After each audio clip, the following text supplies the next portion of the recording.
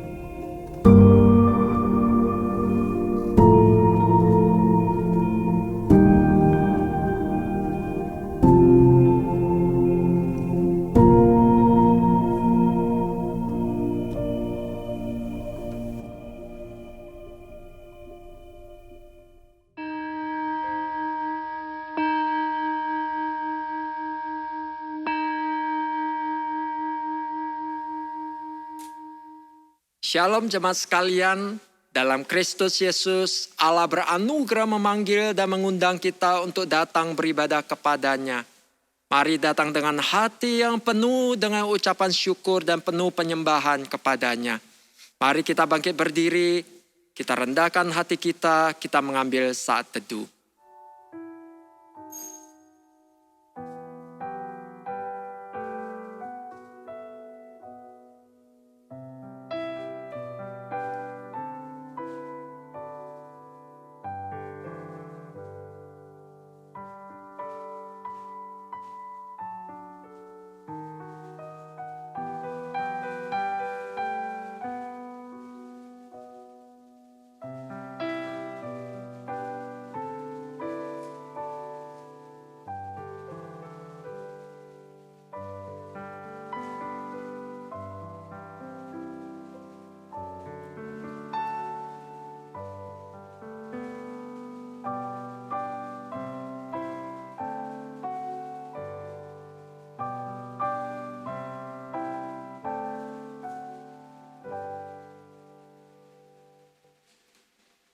Pertolongan kita adalah dalam nama Tuhan yang menjadikan langit dan bumi.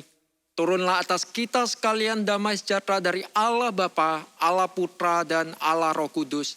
Amin. Hormat diberi.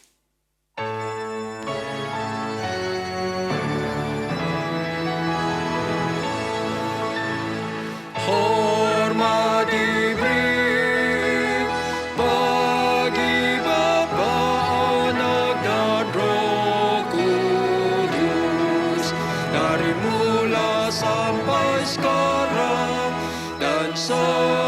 Seterusnya termulia, amin, amin.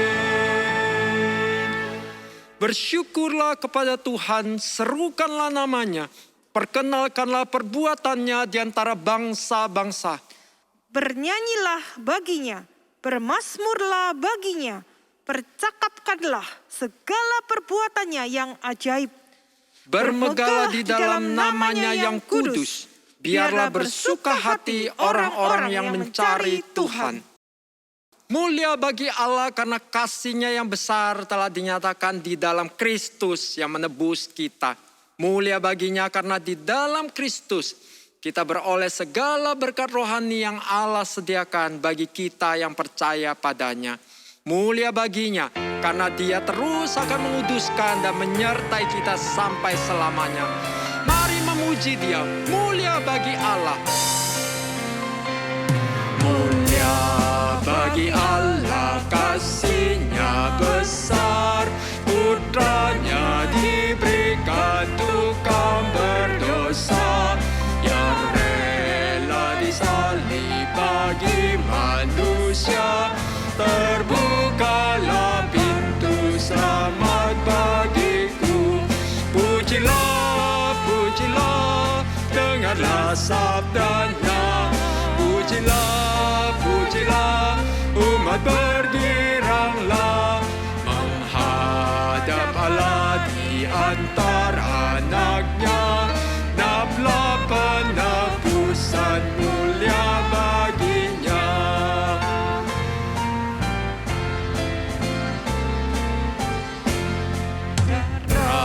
Anak-Nya jadi penebusan, itu janjinya bagi yang percaya. Dan dosaku betapapun besarnya, Ia menghapus dan membasuh semuanya. Pujilah, pujilah, dengarlah sabdanya. Pujilah, pujilah, umat bergiranglah menghadap Allah di antara anak-Nya. Naplah penebusan mulia baginya.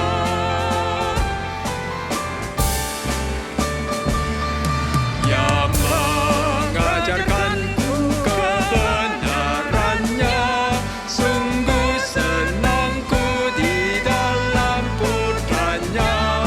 Amat sukacita tiada bandingnya ketika aku melihat wajahnya. Pujilah, pujilah, dengarlah sabdanya. Pujilah, pujilah, umat bergiranglah menghadap Allah di antara anak-Nya. Naplah penebusan mulia baginya.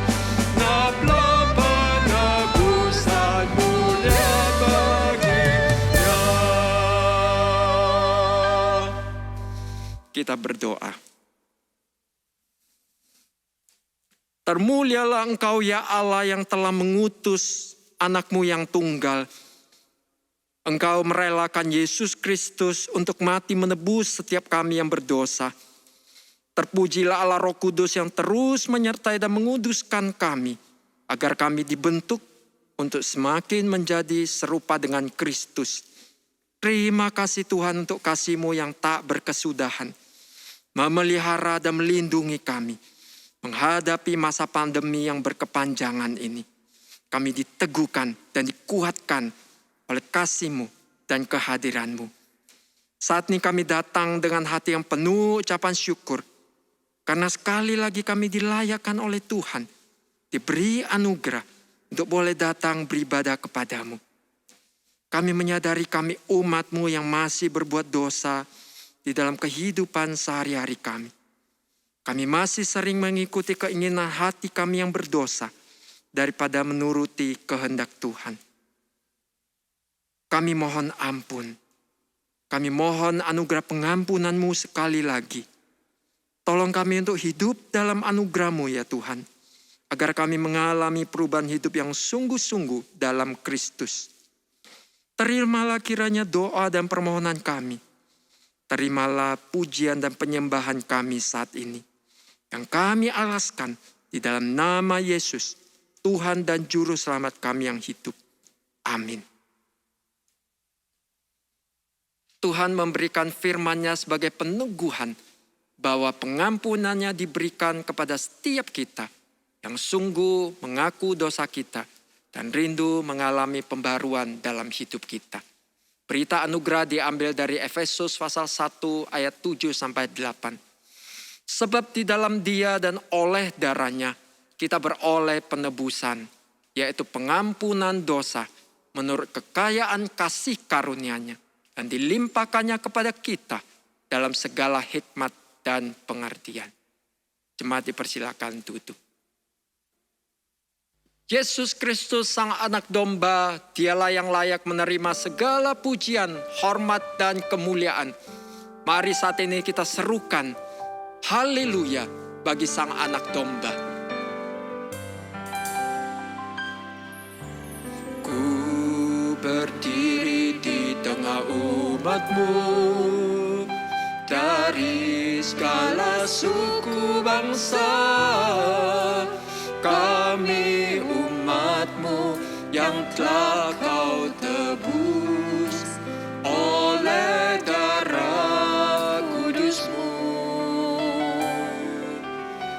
Tiada kata layak untuk diberikan, tiada kata untuk memuji-Mu. Namun ku kan bersorak dengan senap hati dan kekuatanku. Haleluya, haleluya bagi Anak Domba. Haleluya, haleluya, darahnya meneguhkan setiap lidah, suku, bangsa, semua makhluk dan pulau. Berikan glory, berikan hormat, beri pujian bagi Anak Domba.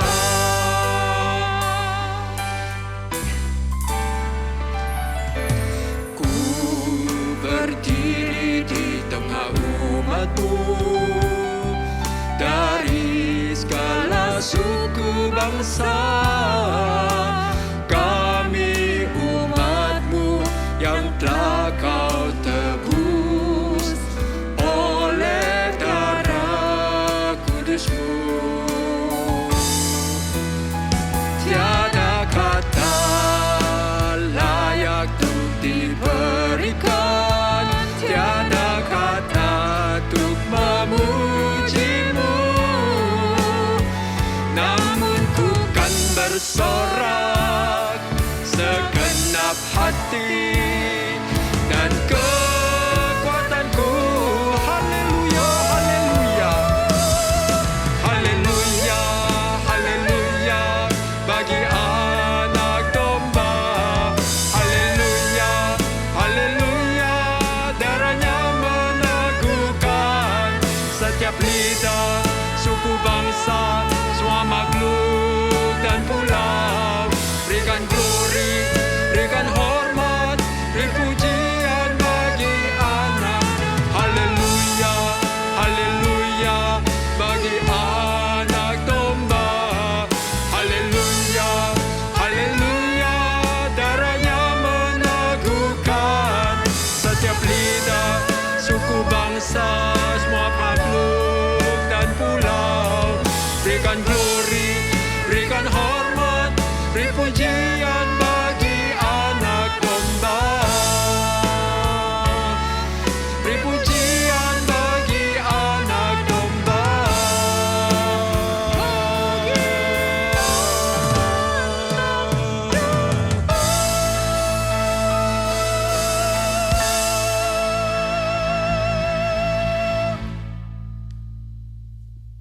Sebagai orang-orang yang sudah beroleh keselamatan dari Allah, mari kita mau menjadi pembawa misi Allah, menceritakan kasih Allah, memberitakan keselamatan kepada sekitar kita.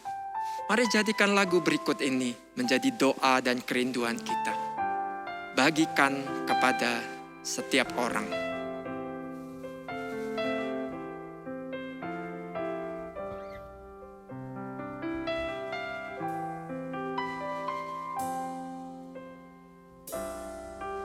Hanya percik kecil dapat nyalakan api, dan yang di sekitarnya kan dapat kehangatan.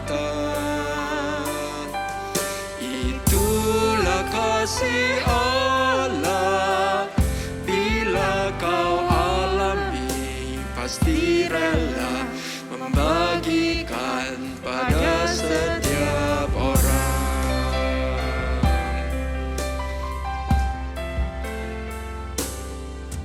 Indahnya musim semi, semua pohon pun bertunas, dan burung bernyanyi, bunga pun bermekaran. Dan itulah kasih Allah, bila kau alami, kau selalu ingin bernyanyi, rindu untuk berbagi.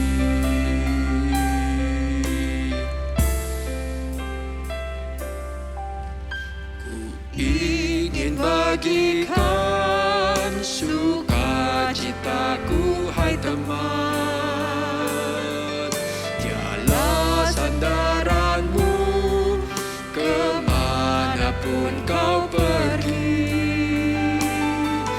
Dari gunungku berseru, biar duniaku tahu Tuhan tuh kasih telah datang, ku rindu bagikan.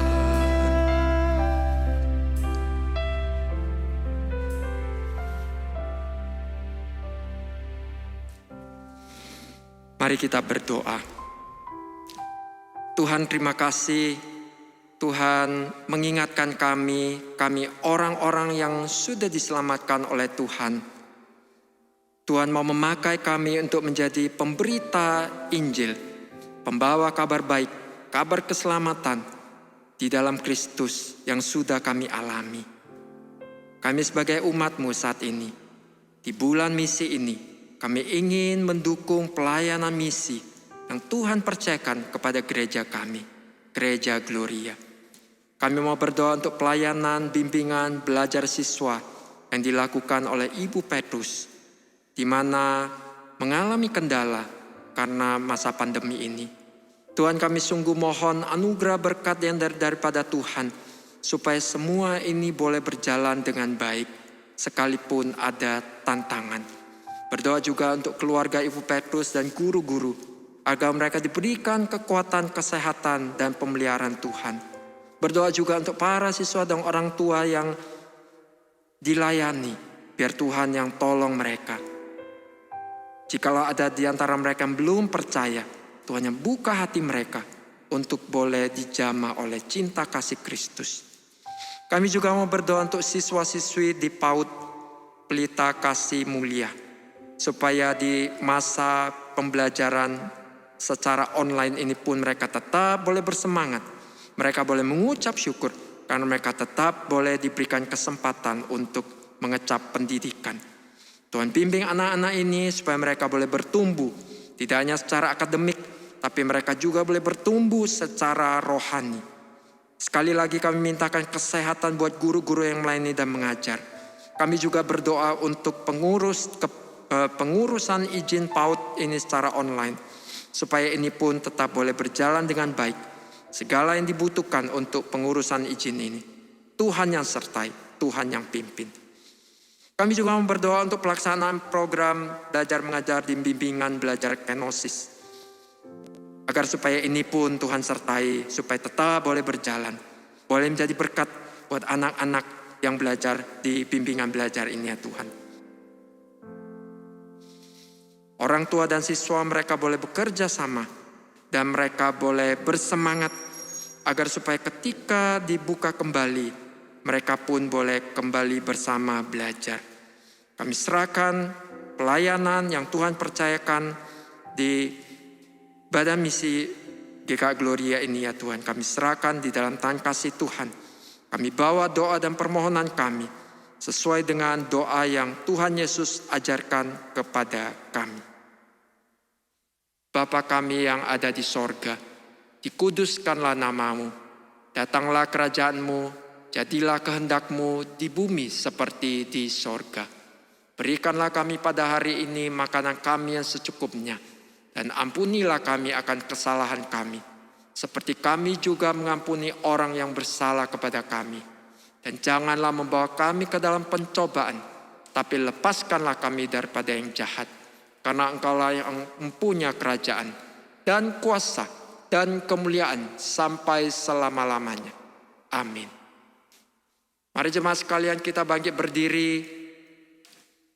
Mari mengucapkan pengakuan iman rasuli yang berbunyi demikian.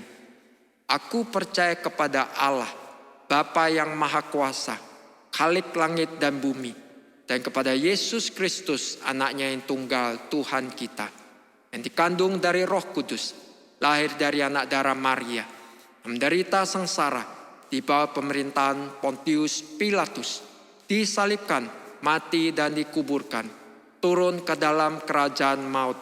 Pada hari yang ketiga, bangkit pula dari antara orang mati, naik ke sorga, duduk di sebelah kanan Allah, Bapa yang Maha Kuasa, dan dari sana Ia akan datang untuk menghakimi orang yang hidup dan yang mati.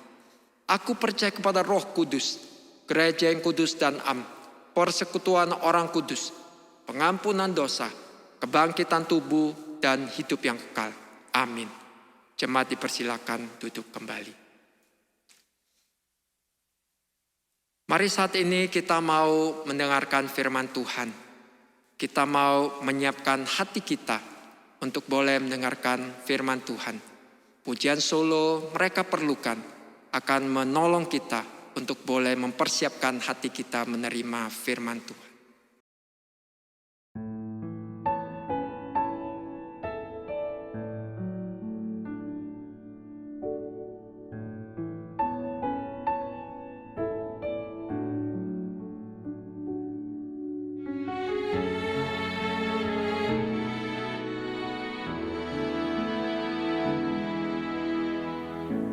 Tiap hari ku temukan mereka yang terhilang, hidupnya tak menentu, arah tujuan. Dalam tawa mereka tersimpan duka, namun Tuhan mendengar tangis mereka.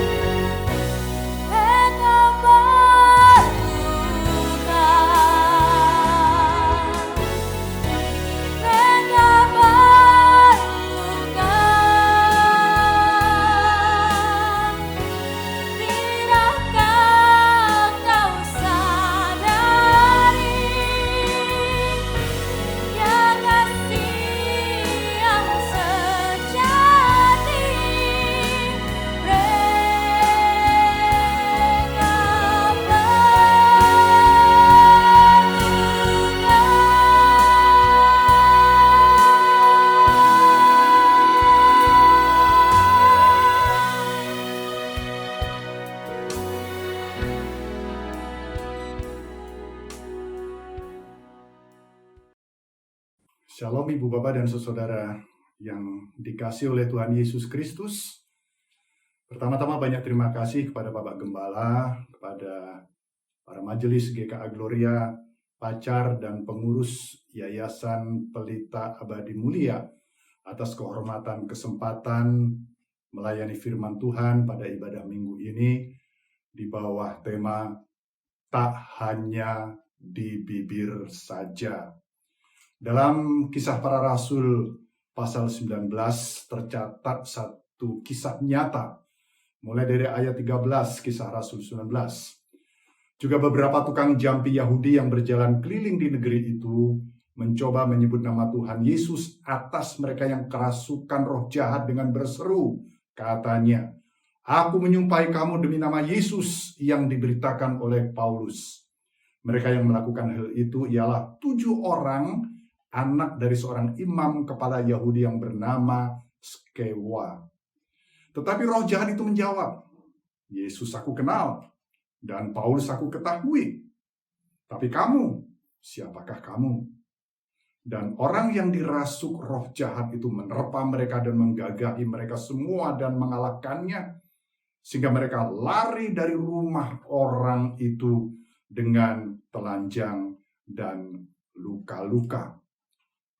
Hal itu diketahui oleh seluruh penduduk Efesus, baik orang Yahudi maupun orang Yunani. Maka ketakutanlah mereka semua dan makin masyhurlah nama Tuhan Yesus. Banyak di antara mereka yang telah menjadi percaya, datang dan mengaku di muka umum bahwa mereka pernah turut melakukan perbuatan-perbuatan seperti itu. Banyak juga di antara mereka yang pernah melakukan sihir, mengumpulkan kitab-kitabnya, lalu membakarnya di depan mata semua orang. Nilai kitab-kitab itu ditaksir 50.000 uang perak. Ayat 20, dengan jalan ini makin tersiarlah firman Tuhan dan makin berkuasa. Ibu Bapak dan saudara jemaat yang kekasih, sehari-hari dari dulu kita sering dengar istilah NATO, no action talk only, ngomong tok, tidak ada tindakan apa-apa, atau ngomdo kalau sekarang ngomong doang. Jadi itu ya omongan yang tidak ada isinya. Dulu ada pepatah juga, tong kosong nyaring bunyinya, kalau kosong suaranya itu nyaring. Nah, ada satu kisah, satu cerita di sebuah rumah sakit. Ada seorang dokter yang memeriksa pasien yang sakit cukup parah di bagian dalam paru-parunya. Lalu dokter ini berkata kepada pasien itu, "Pak, jika Bapak tidak berhenti merokok, umur Bapak tidak akan panjang lagi, Pak. Kasihan istri dan anak-anak Bapak." "Oh ya dok, saya berjanji tidak akan merokok lagi deh dok." Tapi betapa mengagetkan pasien ini ketika setelah selesai dari dokter ini dan ada urusan ini itu dengan obat dan bayar dan sebagainya, di tempat parkir dia bertemu dengan sang dokter yang memeriksa dia, dan dokter ini sedang asik menghisap rokoknya. Lalu pasien ini berkata, "Pak dokter, bukannya Pak dokter tadi katakan saya harus berhenti merokok karena kalau saya merokok umur saya tidak akan panjang. Tapi kok dokter merokok?" Dokter tadi dengan ringan katakan, "Pak, saya akan katakan kepada Bapak berhenti merokok. Jadi Pak, dengarkan perkataan saya. Jangan ikuti tindakan saya." Itu pendek cerita yang mengatakan, mengilustrasikan bahwa betapa banyak perkataan yang tidak ada isinya. Ibu bapak saudara kekasih, iman tanpa perbuatan adalah mati. Tapi juga iman tanpa penghayatan adalah iman yang mudah dikalahkan. Bibir memang mudah berkata-kata tentang iman. Tapi apakah hati akan juga mengaminkan apa yang dikatakan bibir ini tentang iman? Dalam Alkitab, kalau kita membaca Alkitab yang luar biasa ini, ada 3 periode khusus mujizat yang terjadi dalam Alkitab. Yang pertama periode Musa, yang kedua periode Elia dan Elisa, lalu yang ketiga adalah periode Tuhan Yesus dan para rasul. Tiap periode kurang dari 100 tahun berjalannya. Dan total mujizat yang dicatat kurang dari 100. Ya tentu saja, tidak semua yang lain itu bisa tercatat. Karena kata Yohanes 20 ayat 30 sampai 31 itu tidak mungkin semuanya bisa tercatat. Nah, ketika Tuhan Yesus mengadakan mujizat, ada 3 hal. Paling tidak 3 hal tujuan Yesus melakukan mujizat itu. Yang pertama, sudah jelas bahwa dia bukan hanya mau ngomong tok, tapi mau menunjukkan belas kasihannya dan untuk memenuhi kebutuhan umat manusia pada waktu itu. Yang kedua, Yesus mau mengajarkan kebenaran rohani, bahwa kerajaan sorga itu bukan hanya kata-kata, bukan hanya ngomong tok. Dan yang ketiga, dia ingin mempresentasikan mandatnya sebagai Mesias, sebagai juru selamat yang memenuhi segala kebutuhan umat manusia dan menyelamatkan manusia dari dosa, serta menyelesaikan akibat-akibat dosa itu. Nah, para rasul termasuk Paulus mengikuti pola yang sama dengan Tuhan Yesus. Itulah pelayanan yang tak hanya di bibir saja. Allah memampukan Paulus melakukan mujizat. Kenapa? Karena Efesus adalah pusat okultisme pada waktu itu. Dan dengan itu berita Injil menjadi begitu tersebar luas dengan hebat. Karena Allah berkarya melalui Paulus untuk melawan dan mengusir kuasa roh-roh jahat. Kisah 19 ayat sebelumnya 11 dan 12. Itulah pelayanan yang berkemenangan yang dicatat dalam ayat 17 dan 20 tadi yang kita baca.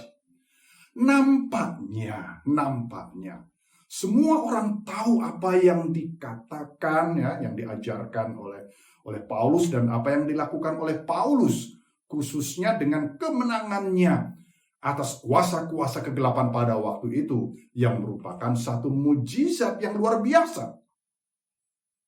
Ibu bapak dan saudara yang kekasih dalam nama Tuhan Yesus, nampaknya karena kesuksesan karya dan pelayanan Paulus dalam mengusir roh-roh jahat itu, maka anak-anak Skewa ngiler, tertarik untuk mencoba untuk melakukan hal yang sama. Malahan mereka babak belur diajar balik oleh roh-roh jahat itu. Kenapa? Karena mereka itu bukan betul-betul hamba Tuhan yang punya otoritas, yang punya kuasa. Mereka adalah tukang jampi keliling, kata ayat 13 tadi. Yang kedua, mereka tidak mengimani apa yang mereka ucapkan tentang Yesus. Karena mereka tidak percaya Yesus. Karena mereka tidak mengenal Yesus. Jadi, mencatat nama Paulus.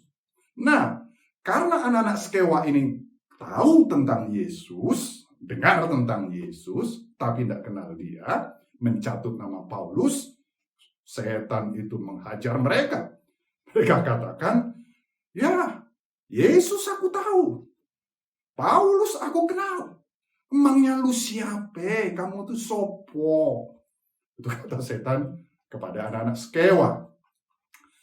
Jadi jemaat yang kekasih, orang yang percaya Yesus adalah orang yang mengenal Dia, mengasihinya, dan mengasihi pekerjaannya. Ada 4 hal paling tidak saya catat tentang orang yang mengenal, yang percaya Yesus ini. Yang pertama adalah orang percaya yang bergaul erat dengan firman-Nya, juga dalam doa dan penyembahan. Membaca atau mendengar firman-Nya sebagai satu kesukaan. Ya, masa COVID ini tanpa mengurangi respect dan hormat kepada teman-teman yang kehilangan teman, anggota keluarga seperti kami pun mengalami yang demikian, atau yang sempat dikunjungi Mbak Corona terpapar seperti kami yang sekeluarga juga isoman dengan itu. Tapi dari segi positif yang lain, ya, masa pandemi COVID ini juga memberikan banyak waktu, kesempatan, bukan hanya dengan keluarga di rumah, tapi juga dalam mendengar dan membaca firman Tuhan. Saya juga harus jujur mengakui, baru tahun lalu saya bisa baca dan dengar selesai Alkitab dari Kejadian sampai Wahyu itu 8 kali, dan tahun ini sudah 4,5 kan, yang kelima. Dan itu hanya mungkin karena masa pandemi ini yang lebih banyak memberikan kita waktu dan kesempatan.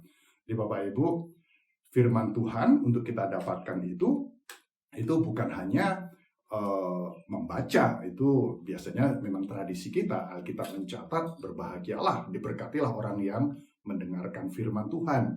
Dan saya lihat lebih banyak perintah mendengar daripada membaca dalam Alkitab, ya. Lalu membaca juga diberkati oleh firman Tuhan. Mempelajari, ini yang ketiga, Kisah 17. Menyelidiki firman Tuhan.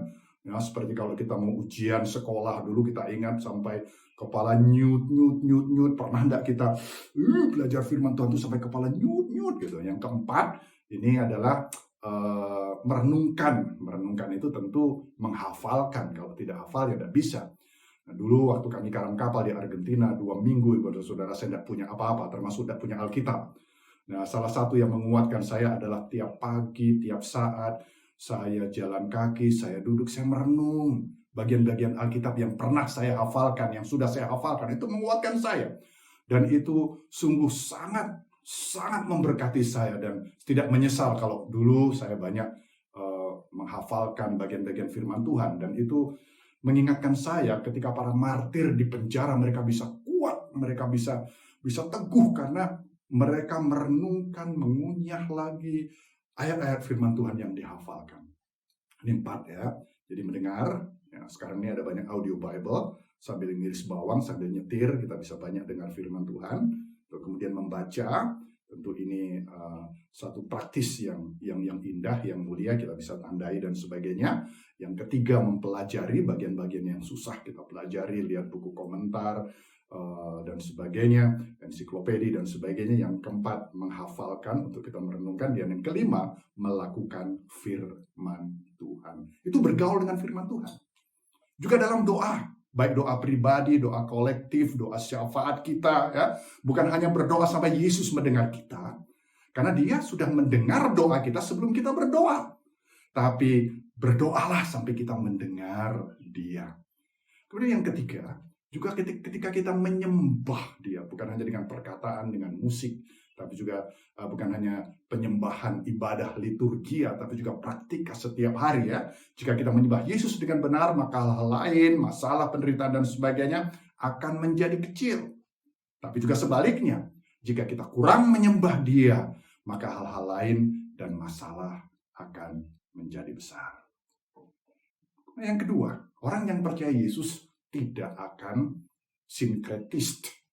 Artinya, tidak akan mencampur adukan, mengkompromikan kepercayaan itu. Hanya satu Tuhan, hanya Tuhan Yesus, dan itu yang dikasihi. Hanya satu kasih, tidak dibagi-bagi. Saya punya seorang istri yang sangat saya kasihi, yang sangat saya percayai. Bayangkan kalau istri saya satu kali katakan, "Pak, izinkan Pak dalam 1 tahun, 1 hari saja aku dengan laki-laki lain." Jelas, saya tidak akan mau, tidak akan bisa. 100% percaya Yesus, 100% berbakti, beribadah kepada Dia. Itu namanya tidak sinkretisme. Tidak dicampur dengan percaya kepada horoskop, bintang-bintang, Aries, Pisces, kalajengking dan sebagainya itu, ya. Dengan dukun-dukun, dengan peramal, dengan jimat-jimat, ya, apalagi menghitung hari-hari baik dan sebagainya. Jangan. Itu adalah kekejian bagi Tuhan. Sekalipun hanya bercanda dan coba-coba, jangan. Karena itu kekejian bagi Tuhan. Seperti kalau istri satu-satunya yang kukasihi mau satu atau sedikit saja main macam-macam dengan laki-laki lain. Dengan begitu, yang ketiga, orang yang percaya Yesus, yang sudah bergaul dengan Tuhan Yesus, mengutamakan Yesus ini, akan tahu apa yang dia kehendaki dan dia tidak kehendaki. Yang dia sukai dan dia tidak sukai. Suami istri tahu betul, walaupun dengan bahasa tubuh tanpa diomongin, ya, apa yang suami sukai, apa yang istri sukai. Itu kita sudah belajar 5 bahasa kasih Gary Chapman. Contoh misalnya, saya sudah tahu walaupun istriku tidak ngomong, kalau aku di dapur, dia tidak suka. Karena pasti itu akan berantakan. Ya. Dan yang keempat, orang yang percaya kepada Yesus, yang mengenal dia, yang tahu apa yang dia kehendaki, yang dia kehendaki, ini akan diperlengkapi dan pasti diberikan kuasa. Kisah Rasul 1 ayat 8. Kalau Roh Kudus turun ke atas kamu, kamu akan menerima kuasa. Dunamai itu satu kata untuk melukiskan kuasa yang besar, dinamit, kata dunamai itu. Kuasa dalam doa, kuasa dalam perkataan, dalam otoritas, dalam melawan pencobaan, dalam kehidupan, dalam pelayanan, itu kuasa. Misi yang efektif dilakukan dengan cara Allah, yang ketika kita mentaati Roh Kudus diberikan kepada kita. Tujuan utama dan pertama itu adalah fungsi evangelistik, untuk menjadi saksi Yerusalem kita, Yudea kita, Samaria kita, sampai ujung-ujung bumi kita. Nah, itulah misi yang dinamis, yang akan disertai berkat kuasanya.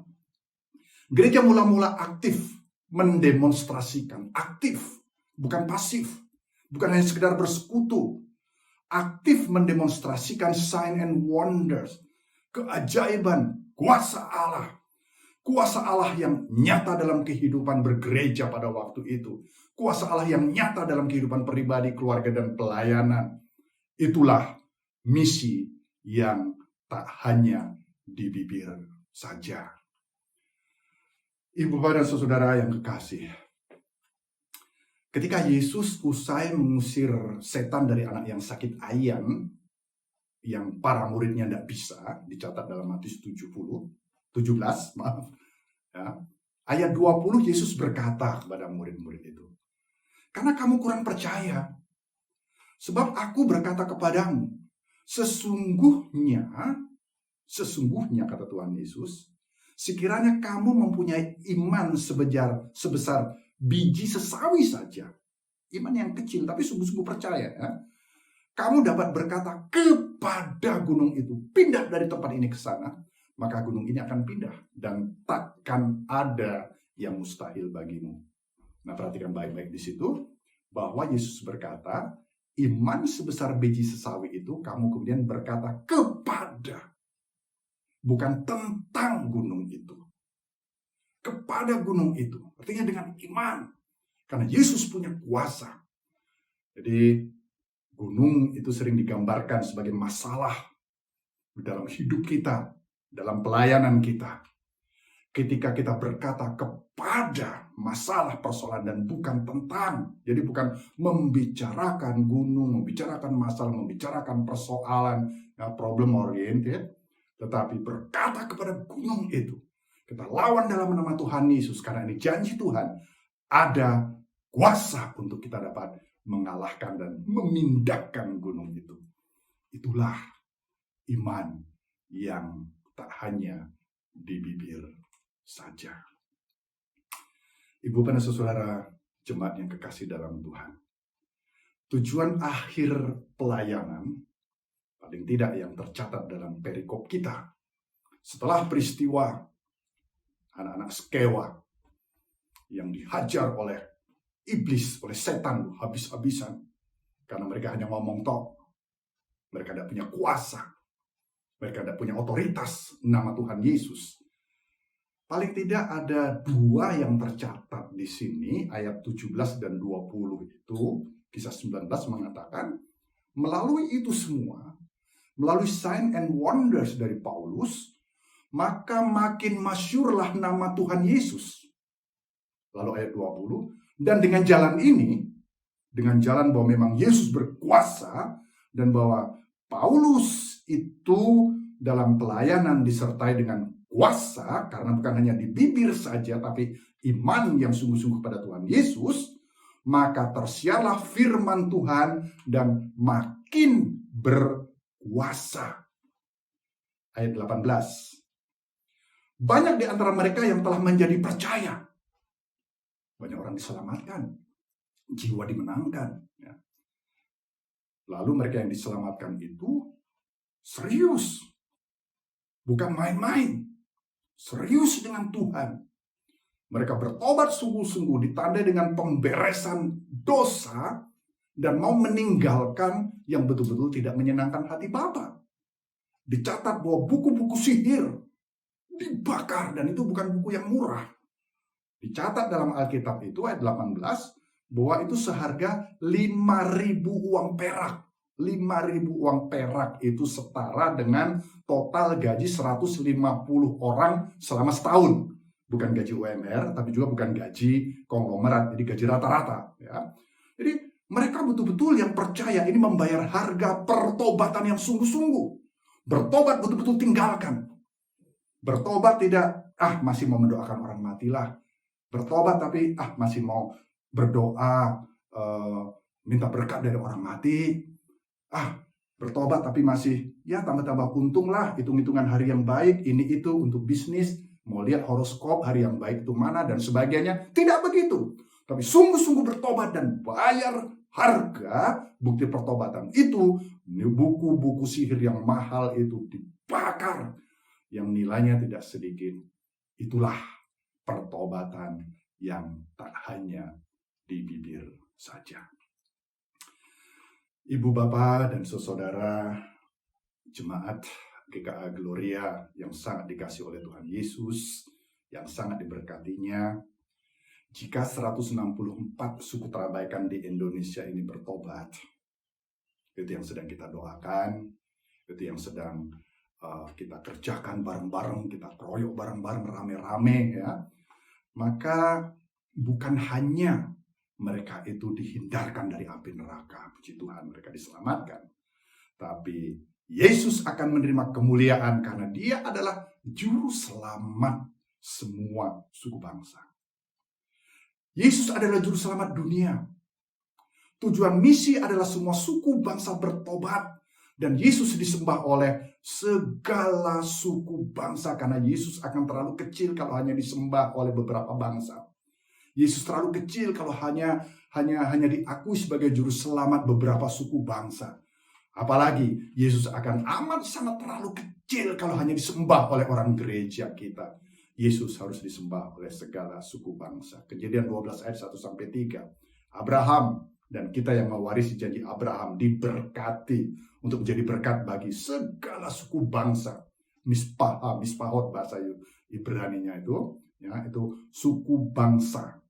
Lalu Matius 28, 19-20, bukan perintah yang baru, amanat agung itu, tapi ini kesimpulan dari semua pengajaran Tuhan Yesus yang diambil dari Perjanjian Lama, lalu kemudian pelayanannya dia disimpulkan karena itu pergilah, jadikanlah segala bangsa, semua bangsa muridku. Mateus sate pantata efne itu kata inti dari Matius 28 untuk menjadikan segala suku bangsa murid Tuhan Yesus. Dan nanti ini diantaranya ya, ada banyak ayat-ayat firman Tuhan yang sangat jelas agar kita mendemonstrasikan kuasa Yesus untuk menyatakan namanya di antara segala suku bangsa. Dan nanti pada akhirnya, dengan atau tanpa saya, dengan atau tanpa kita, Wahyu 5 ayat 9, akan berkumpul umat tebusannya di hadapan tahta anak domba Allah dari segala suku bangsa. Jemaat yang sangat dikasihi oleh Tuhan Yesus, mari menghidupi iman kita, tak hanya di bibir saja. Mari hidup dekat dengan Tuhan, bergaul dengan firman-Nya, mendengar, membaca, mempelajarinya, merenungkan, menghafalkannya, dan menjadi pelaku-pelaku firman Tuhan. Bukan hanya menjadi pembicara dan pendengar firman Tuhan. Mari kita tidak mendua hati, tidak sinkretis, tapi sungguh-sungguh mengasihi Tuhan dengan segenap jiwa, segenap akal budi, dengan segenap kekuatan, dengan segenap roh kita, ya. Artinya dengan IQ kita, dengan SQ kita, dengan EQ kita, dan PQ kita, satu Tuhan saja dan tidak ada yang lain. Untuk itu, supaya kita tahu dan lebih tahu kehendak Bapa, tahu hati Bapa untuk dunia yang terhilang, untuk suku-suku yang terabaikan, dan menghidupi hidup ini dalam kuasanya di tengah-tengah dunia ini untuk menjadi alat dan berkatnya. Kiranya tak seorang pun dari kita akan tertohok atau ditohok dengan perkataan Yesus di Matius 15 ayat 7. Dia berkata begini, "Hai orang-orang munafik, benarlah nubuat Yesaya tentang kamu. Bangsa ini memuliakan aku dengan bibirnya, padahal hatinya jauh daripadaku. Percuma mereka beribadah kepadaku, sedangkan ajaran yang mereka ajarkan ialah perintah manusia." Mari jemaat yang kekasih, kita menghidupi iman kita tak hanya di bibir saja, tapi juga iman yang sungguh-sungguh bersama-sama dengan Dia di dalam hati kita, dalam roh kita, dalam tindakan kita. Tuhan Yesus memberkati GKA Gloria, setiap pelayan Tuhan, majelis, keluarga, dan individu dalam hasrat dan kerinduan bersama untuk hidup dekat dengan Bapa, menyenangkan hatinya, dan melayani dengan iman yang tak hanya di bibir saja, sampai seluruh Indonesia dan bumi ini penuh dengan kemuliaan-Nya. Amin. Selamat pagi, jemaat Tuhan yang saya kasihi dalam Kristus Yesus. Pada hari ini, saya akan memperkenalkan 108 calon majelis baru dari 6 GKA Gloria. Bila jemaat mempunyai keberatan yang sah terhadap calon majelis yang ada, dapat mengajukan keberatan dengan menulis surat kepada majelis di gereja di mana jemaat beribadah. Pagi ini kita akan menyaksikan tentang tata cara pemilihan majelis GKA Gloria periode 2022 sampai 2024. Apabila setelah menyaksikan tata cara pemilihan majelis yang baru, jemaat diminta untuk melakukan beberapa hal. Kami menghimbau jemaat tidak berkecil hati dan tidak berpartisipasi dalam pemilihan ini. Demi masa depan Gloria yang lebih baik, mari kita sama-sama mendukung pemilihan majelis ini. Kiranya nama Tuhan dimuliakan. Terima kasih. Ketentuan pemilihan majelis GKA Gloria adalah sebagai berikut. Pertama, adalah anggota jemaat GKA Gloria, yaitu mereka yang telah dibaptis dewasa atau CD, atau mereka yang telah atestasi masuk dari gereja lain, atau yang telah beribadah selama 2 tahun di GKA Gloria. Kedua, sebelum Anda melakukan pemilihan, isilah terlebih dahulu data Anda pada kolom pemilihan yang telah tersedia. Ketiga, jumlah calon majelis yang dipilih untuk Gloria Pacar maksimal 31 orang, untuk Gloria Satelit maksimal 23 orang, untuk Gloria Samudra maksimal 7 orang, untuk Gloria Galaksi maksimal 13 orang, untuk Gloria Rungkut maksimal 5 orang, untuk Gloria Nirwana maksimal 7 orang. Pemilihan majelis akan dilakukan dengan 2 cara, yaitu secara offline dan online.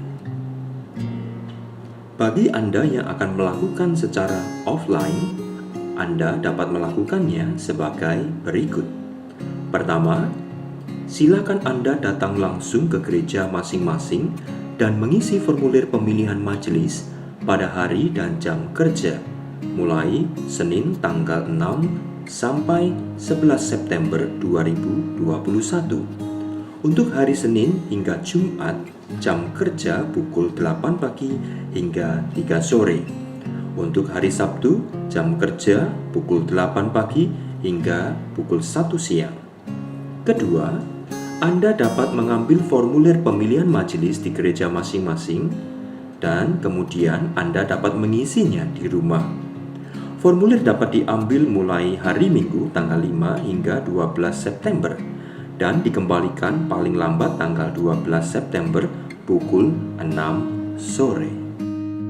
Bagi Anda yang akan melakukan pemilihan majelis secara online, Anda akan mendapatkan link pemilihan. Klik link tersebut, maka Anda akan mendapatkan formulir pemilihan. Isilah data diri Anda, nama, nomor HP, dan alamat rumah Anda. Kemudian, pilihlah calon majelis sesuai dengan pilihan Anda. Jumlah majelis yang dipilih sesuai dengan ketentuan yang telah tercantum. Jika ada kekeliruan, silakan klik tombol hapus dan Anda akan mengulangi kembali proses pemilihan dari awal. Jika Anda sudah merasa yakin benar dengan pilihan Anda, silakan klik tombol kirim. Maka, kami akan memberikan konfirmasi pilihan Anda. Jika sudah benar, silakan klik tombol kirim. Setelah itu, Anda akan mendapatkan ID konfirmasi bahwa pemilihan Anda telah berhasil. Firman Tuhan telah disampaikan. Mari kita meresponinya dengan kembali membaharui komitmen kita. Kita mau menjadi alat di tangan Tuhan, menyampaikan keselamatan di dalam Kristus kepada sekitar kita. Saat ini kita juga diberikan kesempatan untuk memberikan persembahan. Jemaat bisa memberikan persembahan dengan cara scan QRIS atau transfer ke rekening gereja yang tertera berikut ini. Mari bawa persembahan kita dengan ucapan syukur.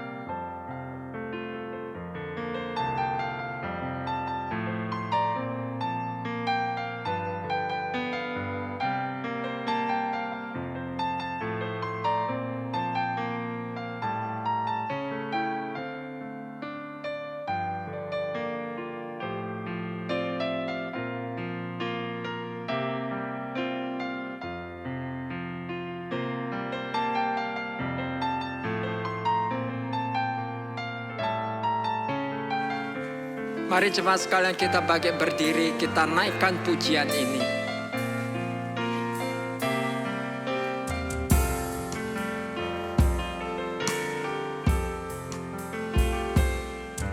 Kami datang penuhi panggilan-Mu Tuhan, dengan apa yang dapat kami berikan. Kami penuhi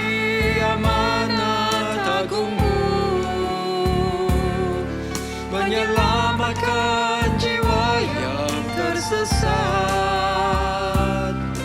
Kami datang penuhi panggilan-Mu Tuhan, dengan apa yang dapat kami berikan. Kami penuhi amanat agung-Mu, melayani yang lelah dan berbeban. Urapi kami Tuhan dengan kuasa Berikan hati yang terbeban dan penuh kasih ilahi. Penuhi kami dengan kuasa dari tempat yang tertinggi, dan teguhkan semua kesaksian.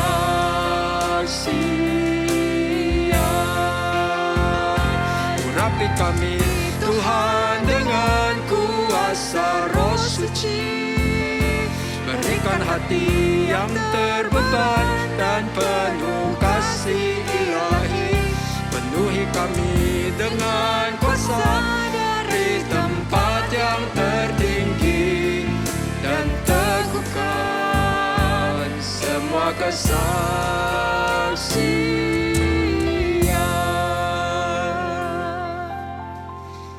Mari kita bawa persembahan kita di dalam doa. Tuhan, sekali lagi sungguh kami bersyukur untuk anugerah, untuk kasih-Mu begitu besar bagi setiap kami. Siapalah diri kami sehingga kami layak dan pantas untuk boleh menjadi alat, untuk boleh membawa berita keselamatan kepada sekitar kami. Namun Tuhan mau memakai kami. Inilah diri kami yang rela kami memberikan seluruh hidup kami hanya untuk menyatakan keselamatan yang daripada Tuhan bagi orang-orang yang belum percaya. Tuhan, pada saat ini kami membawa persembahan kami. Tuhan, terimalah persembahan kami ini sebagai satu persembahan yang hidup. Tuhan, kuduskan, Tuhan pakai semua ini untuk kemuliaan nama Tuhan saja. Terpujilah Engkau ya Tuhan. Dalam nama Yesus kami berdoa. Amin. Bagi Dia satu-satunya Allah yang penuh hikmat oleh Yesus Kristus, segala kemuliaan sampai selama-lamanya. Amin.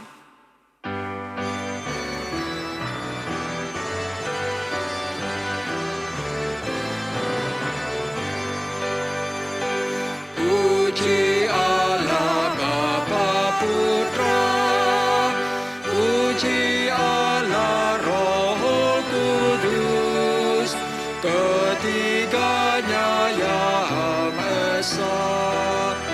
Pohon selamat sumber berkat.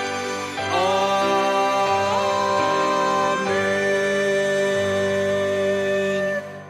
Bapak Ibu yang dikasihi oleh Tuhan, mari arahkanlah hatimu kepada Kristus dan terimalah berkat daripada Tuhan. Semoga Allah sumber pengharapan memenuhi kamu dengan segala sukacita dan damai sejahtera dalam imanmu kepada Yesus Kristus Tuhan. Kiranya oleh kekuatan Roh Kudus kamu berlimpah-limpah dalam pengharapan, dan mulai saat ini dan sampai selama-lamanya. Amin. Amin. Amin. Amin.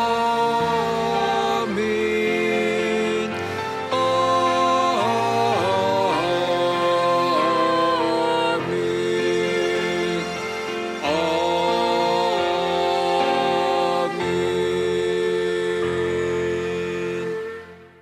Ibadah kita sampai di sini. Jemaat dipersilakan duduk.